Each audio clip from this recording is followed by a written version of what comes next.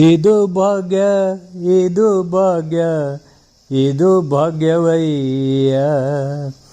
ಇದು ಭಾಗ್ಯ ಇದು ಭಾಗ್ಯ ಇದು ಭಾಗ್ಯವಯ್ಯ. ಅಯೋಧ್ಯೆಯ ರಾಮೋತ್ಸವ ನೋಡುವ ಭಾಗ್ಯ ಸುಖವಯ್ಯ. ಇದು ಭಾಗ್ಯ ಇದು ಭಾಗ್ಯ ಇದು ಭಾಗ್ಯವಯ್ಯ. ಕಲ್ಲಾಗಿ ಇರಬೇಕು ಕಠಿಣ ಭಾವ ತೊರೆಯೊಳಗೆ, ರಾಮನ ಬಿಲ್ಲಾಗಿ ಬಾಗಬೇಕು ಅವನ ಗುಡಿಯೊಳಗೆ. ಕಲ್ಲಾಗಿ ಇರಬೇಕು ಕಠಿಣ ಭಾವ ತೊರೆಯೊಳಗೆ, ರಾಮನ ಬಿಲ್ಲಾಗಿ ಬಾಗಬೇಕು ಅವನ ಗುಡಿಯೊಳಗೆ. ಬೆಲ್ಲವಾಗಿರಬೇಕು ಭಕ್ತ ಜನರೊಳಗೆ, ಇದು ಭಾಗ್ಯ ಇದು ಭಾಗ್ಯ ಇದು ಭಾಗ್ಯವಯ್ಯ. ಅಯೋಧ್ಯೆಯ ರಾಮೋತ್ಸವ ನೋಡುವ ಭಾಗ್ಯ ಸುಖವಯ್ಯ. ಇದು ಭಾಗ್ಯ ಇದು ಭಾಗ್ಯ ಇದು ಭಾಗ್ಯವಯ್ಯ. ದೇಶ ಬಾಂಧವರೊಡನೆ ಬೆರೆತು ತಿಳಿಯಬೇಕು, ದೇಶ ಬಾಂಧವರೊಡನೆ ಬೆರೆತು ತಿಳಿಯಬೇಕು. ದನಕಾಮನೆ ಕ್ಷಣಿಕ ಭೋಗಗಳಿಗೆ ಕಟೆಚರವಿರಬೇಕು. ದನಕಾಮನೆ ಕ್ಷಣಿಕ ಭೋಗಗಳಿಗೆ ಕಟೆಚರವಿರಬೇಕು. ಶುದ್ಧನಾಗಿರಬೇಕು ಕರಣತ್ರಯಗಳಲ್ಲಿ, ಇದು ಭಾಗ್ಯ ಇದು ಭಾಗ್ಯ ಇದು ಭಾಗ್ಯವಯ್ಯ. ಕಸಿವಿಸಿಯಾದಾಗಲೆಲ್ಲ ಆತ್ಮಾರಾಮನ ಮನದಲ್ಲಿ ಜಪಿಸುತ್ತ, ಕಸಿವಿಸಿಯಾದಾಗೆಲ್ಲ ಆತ್ಮಾರಾಮನ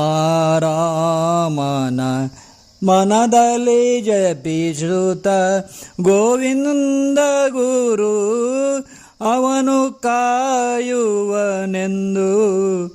ರಾತ್ರಿಯಲ್ಲಿ ಸುಖನಿದ್ರೆಗೆ ಶರಣಾಗಬೇಕು. ಇದು ಭಾಗ್ಯ ಇದು ಭಾಗ್ಯ ಇದು ಭಾಗ್ಯವಯ್ಯ. ಅಯೋಧ್ಯೆಯ ರಾಮೋತ್ಸವ ನೋಡುವ ಭಾಗ್ಯ, ಇದು ಭಾಗ್ಯ ಇದು ಭಾಗ್ಯ ಇದು ಭಾಗ್ಯವಯ್ಯ ಇದು ಭಾಗ್ಯವಯ್ಯ. ಹರಿದಾಸರು 14ನೇ ಶತಮಾನದಲ್ಲೇ ಹೇಳಿದ್ದಾರೆ, ಶುದ್ಧನಾಗಿರಬೇಕು ಕರ್ಣತ್ರಯಗಳಲ್ಲಿ. ಕರ್ಣತ್ರಯಗಳು ಅಂದರೆ ಯಾವುವು? 2 ಕಣ್ಣುಗಳು, 2 ಕಿವಿಗಳು, 1 ಬಾಯಿ. ಇವು 3 ಕರ್ಣತ್ರಯಗಳು ಶುದ್ಧವಾಗಿರಬೇಕು ಎಂದು ಹೇಳ್ತಾರೆ. ನೀವು ನೋಡಿರುತ್ತೀರಿ 3 ಮಂಗಗಳು ಅನ್ನು ಕೂರಿಸಿರುವ ಚಿತ್ರ. ಒಂದು ಮಂಗ 2 ಕಣ್ಣುಗಳನ್ನು ಮುಚ್ಚಿಕೊಂಡಿರುತ್ತದೆ, ಇನ್ನೊಂದು ಮಂಗ 2 ಕಿವಿಗಳನ್ನು ಮುಚ್ಚಿಕೊಂಡಿರುತ್ತದೆ, ಮೂರನೆಯದು ಬಾಯಿ ಮುಚ್ಚಿಕೊಂಡಿರುತ್ತದೆ. ಅರ್ಥವಾಯಿತಲ್ವೇ ನಿಮಗೂ? ಹಾಗಾಗಿ ಒಳ್ಳೆಯದನ್ನೇ ಮಾತನಾಡಬೇಕು, ಒಳ್ಳೆಯದನ್ನೇ ಹೇಳಬೇಕು, ಒಳ್ಳೆಯದನ್ನೇ ಕೇಳಬೇಕು ಅಲ್ವೇ?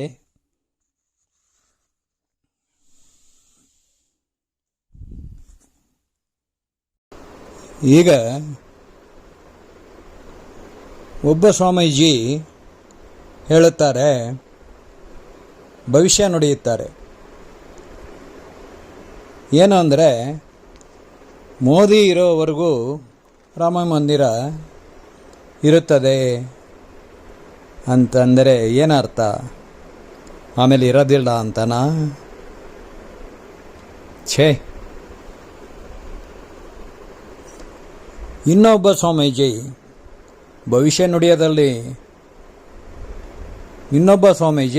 ಭವಿಷ್ಯ ಹೇಳುವುದರಲ್ಲಿ ಬಹಳ ಪ್ರಕಾಂಡ ಪಂಡಿತರು.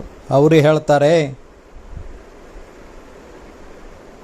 2024ರಲ್ಲಿ ಇಬ್ಬರು ಪ್ರಧಾನಿಗಳ ಸಾವು ಅಂತ ಹೇಳುತ್ತಾರೆ.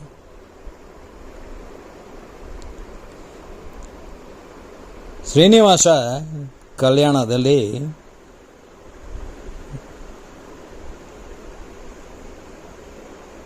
ಮಹಾವಿಷ್ಣುವಿಗೆ ಭೃಗು ಮಹರ್ಷಿ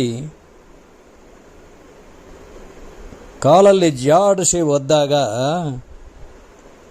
ಕೋಪಗೊಂಡ ಲಕ್ಷ್ಮಿ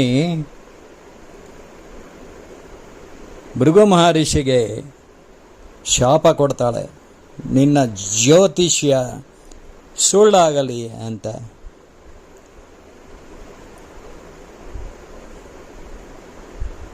ಅಲ್ಲ, ಯಾರಾದರೂ ಜ್ಯೋತಿಷಿಗಳಿಗೆ ದೇವಸ್ಥಾನ ಕಟ್ಟಿದ್ದಾರೆಯೇ? ಜ್ಯೋತಿಷ್ಯ ಎಂದಿಗೂ ನಿಜ ಆಗೋದಿಲ್ಲ, 100ಕ್ಕೆ 100 ನಿಜ ಇಲ್ಲ. ಭೃಗು ಮಹರ್ಷಿ ಜ್ಯೋತಿಷ್ಯದಲ್ಲಿ ಭೃಗು ಸಂಹಿತೆ ಅಂತ ಬರೆದಿರ್ತಾನೆ, ಪ್ರಕಾಂಡ ಪಂಡಿತ. ಆತನಿಗೆ ಶಾಪ ಕೊಡ್ತಾಳೆ ಮಹಾಲಕ್ಷ್ಮಿ.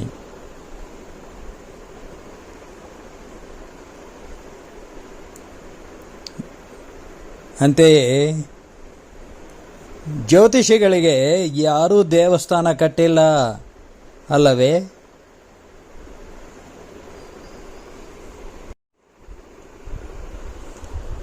ನಮ್ಮ ದೇಶಕ್ಕೆ ಹೊರಗಿನವರಿಗಿಂತ ಒಳಗಿನವರೇ ಇಲ್ಲೇ ಇರ್ತಾರೆ. ಶತ್ರುಗಳು ಎಂಬುದು ಜನಜನಿತ ಅಲ್ಲವೇ?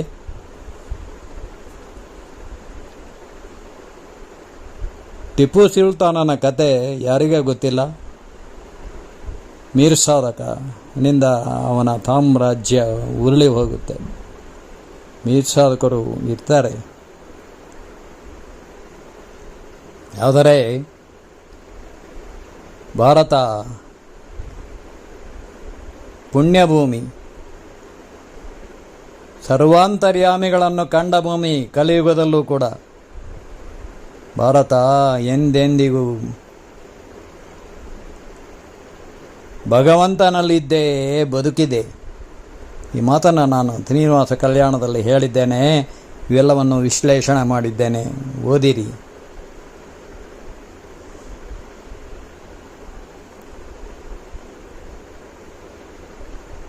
ಭೂಮಿಯನ್ನು 100 ಬಾರಿ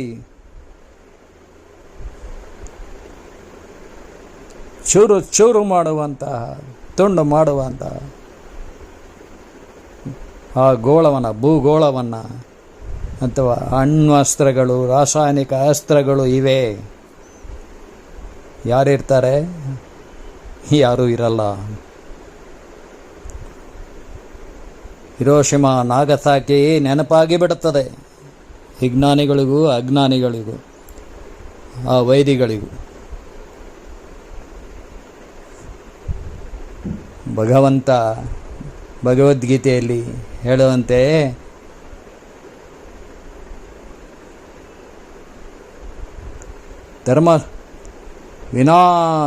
ಧರ್ಮ ಸಂಸ್ಥಾಪನಾರ್ಥಾಯ ಸಂಭವಾಮಿ ಯುಗೇ ಯುಗೇ. ಧರ್ಮ ಸಂಸ್ಥಾಪನೆಗಾಗಿ ನಾನು ಯುಗಗಳಲ್ಲಿ ಅವತಾರ ಮಾಡ್ತೀನಿ ಅಂತ ಹೇಳ್ತಾನೆ. ಅವನು ಯಾರಲ್ಲೋ ರೂಪಾತಿಶಯವನ್ನು ಸೃಜಿಸಿಕೊಳ್ಳುತ್ತಾನೆ. ಮೋದಿ ಇರ್ಬೋದು, ಆನಂತರ ಇನ್ನೊಬ್ಬರು. ನಾನು ಹೇಳ್ತೀನಿ, ಆ ಕೃತಿಯಲ್ಲಿ ಹೇಳಿದ್ದೇನೆ, ಒಬ್ಬ ಸತ್ಸಾಧಕನ ಕಾಲ ಮುಗಿದ ಮೇಲೆ ಮತ್ತೊಬ್ಬ ಸತ್ಸಾಧಕ ಜಗದ ಕಣ್ಣಾಗಿ ಹುಟ್ಟುತ್ತಾನೆ. ಆದ್ದರಿಂದ ಯಾಕೆ ಸುಮ್ಮನೆ ಸತ್ಸಾಧಕರನ್ನ ಬಗ್ಗೆ ಮಾತನಾಡುತ್ತೀರಿ? ಕೆಲವು ಸತ್ಸಾಧಕರಾದ ಸಂತರು ಸಜ್ಜನರನ್ನು ಕೊಲ್ಲುತ್ತೀರಿ, ಯಾಕೆ? ಯೋಚನೆ ಮಾಡಿ. ಒಂದು ವಾರದಲ್ಲಿ ಹೆಚ್ಚಂದರೆ ಕಂಬಿ ಎಣಿಸ್ತೀರಿ ಅಲ್ವೇ?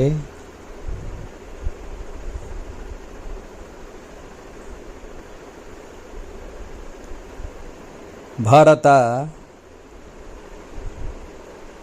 ಎಂದಿಗೂ ಭಗವಂತನಲ್ಲಿದ್ದೇ ಬದುಕಿದೆ. ಸಾವಿಲ್ಲದ ಸತ್ಯಗಳು ಎಂದು ನನ್ನ ಅಭಿನವ ಭಾರತ ಮುಖಪಟದಲ್ಲಿ ಹೇಳಿದ್ದೇನೆ.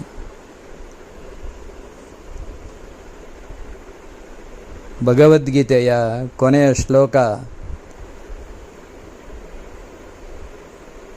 ಯತ್ರ ಯೋಗೇಶ್ವರ ಕೃಷ್ಣ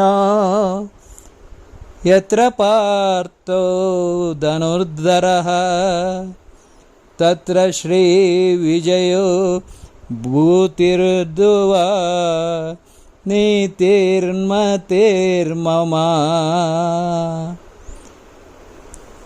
ಅಂದರೆ ಎಲ್ಲಿ ಯುದ್ಧಕ್ಕೆ ಸನ್ನದ್ಧರಾದ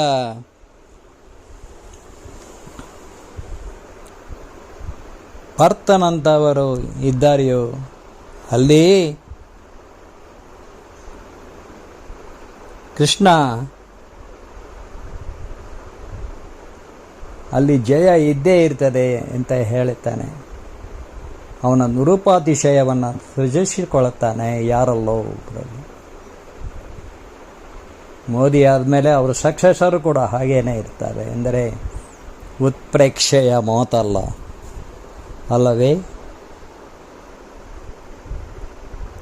ಸರ್ವೇ ಜನ ಸುಖಿನೋ ಭವಂತು ಅಂತ ಹೇಳುತ್ತಂಡೆ ಉಪನಿಷತ್ ವಾಕ್ಯ. ಎಲ್ಲರಿಗೂ ಶುಭಾಕಾಂಕ್ಷೆಗಳು.